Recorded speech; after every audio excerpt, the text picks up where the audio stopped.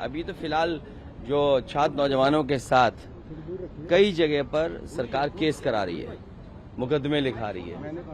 सरकार को चेतना को चुनौती नहीं देनी चाहिए और सरकार के लिए चेतना ही चुनौती बन गई। और अभी तो बात हम सब पॉलिटिकल पार्टी के लीडर बैठ के बात करेंगे क्या तय करना है। डिबेट तो सही है, हम लोग करना चाहते हैं, हर बिल पर ही डिबेट करना चाहते हैं, लेकिन आपने देखा है कि किस तरह से सत्ता पक्ष लगातार डिबेट भी कई बार नहीं कराना चाहती है या करा भी लेती है तो वही करती है जो वो चाहते हैं। तो उसमें हमें देखना है कि उन्होंने क्या क्या प्रावधान रखा है और उस प्रावधान से भविष्य में किसी तरह की गड़बड़ी होगी या नहीं होगी, ये भी हम लोग देखना चाहेंगे। क्योंकि पहले भी बहुत तरह के आश्वासन मिले थे कि पेपर लीक नहीं होगा, ये पहली बार तो है नहीं, कई बार हुआ है और उसके बाद भी इस तरह से रिपीटेडली हो रहा था। तो छात्रों का आंदोलन आपको देखते हुए हम लोग चाहते हैं कि भविष्य में इस तरह से छात्रों को परेशान ना होना पड़े।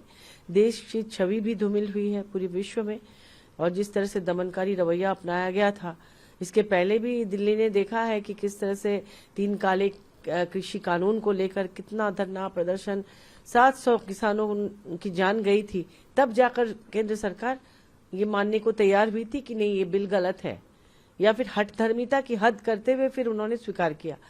इस बार भी वही हुआ।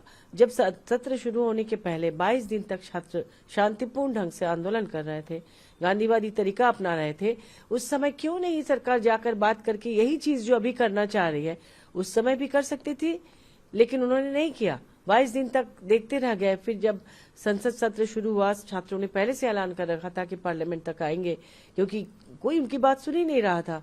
और जब आए तो उन पर लाठियां चलाई गई, आंसू गैस के गोले छोड़े गए। और अब फाइनली जब उनके आंदोलन के सामने या संपूर्ण या विपक्ष की तरफ से भी जो पार्टियों ने उन्हें समर्थन दिया, उसमें भी दबाव में आकर, क्योंकि पार्लियामेंट चल नहीं रहा था, संसद से सड़क तक आंदोलन हो रहा था, छवि खराब हो रही थी, छात्रों को जब घायल करके उनको हॉस्पिटल में ले जाया गया, उससे भी काफी आक्रोश पैदा हो रहा था। अच्छा, ये सिर्फ दिल्ली तक सीमित नहीं था, फिर ये और भी राज्यों में फैल रहा था। बिहार में भी आपने देखा किस तरह से हुआ, वहां भी दमनकारी रवैया अपनाया गया। तो फाइनली सरकार जब राजी हुई है कि हाँ बिल बनाएंगे, उस बिल में गड़बड़ी नहीं होनी चाहिए। विपक्ष की राय लेकर सब लोग ठंडे दिमाग से उसमें ऐसा बिल बनाए कि भविष्य में किसी निर्दोष को भी सजा न मिले, कि कोई किसी को फंसाना चाहे तो इस बिल की आड़ में फंसा दे, ये भी नहीं होना चाहिए।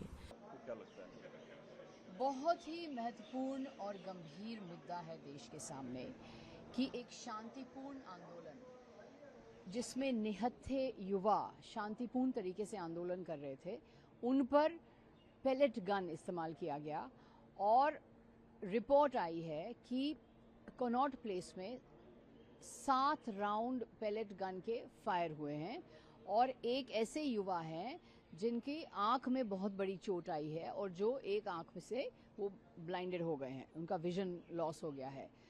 तो ये बहुत ही खतरनाक और बहुत ही गंभीर मुद्दा है। क्या हम ये कह रहे हैं कि जब भी शांतिपूर्ण आंदोलन होगा, क्योंकि शांतिपूर्ण आंदोलन करना हमारा संवैधानिक अधिकार है, हर किसी नागरिक को अधिकार है कि सड़क पे उतर के अपनी आवाज़ उठाए, तो अगर शांतिपूर्ण आंदोलन पर लीथल या सेमी लीथल गन्स इस्तेमाल किए जाएंगे तो इसका क्या मतलब है? ये सीधा लोकतंत्र पे आक्रमण है। गृह मंत्री, प्रधानमंत्री को जवाबदेही स्वीकार करनी पड़ेगी, जवाब देना होगा कि किस तरह से ये पेलेट गन निहत्थे युवा पर कैसे इस्तेमाल हुए, किसने ऑर्डर दिया, किसने इसका ऑथराइज किया, और इसमें पूरा स्पष्टीकरण गृह मंत्री को देना पड़ेगा। You also demand apology of Home Minister and Prime Minister on behalf of your party. We want an apology on behalf of the Home Minister and the Prime Minister. We want to know exactly who authorized the use of pellet guns on unarmed, peaceful youth protesters.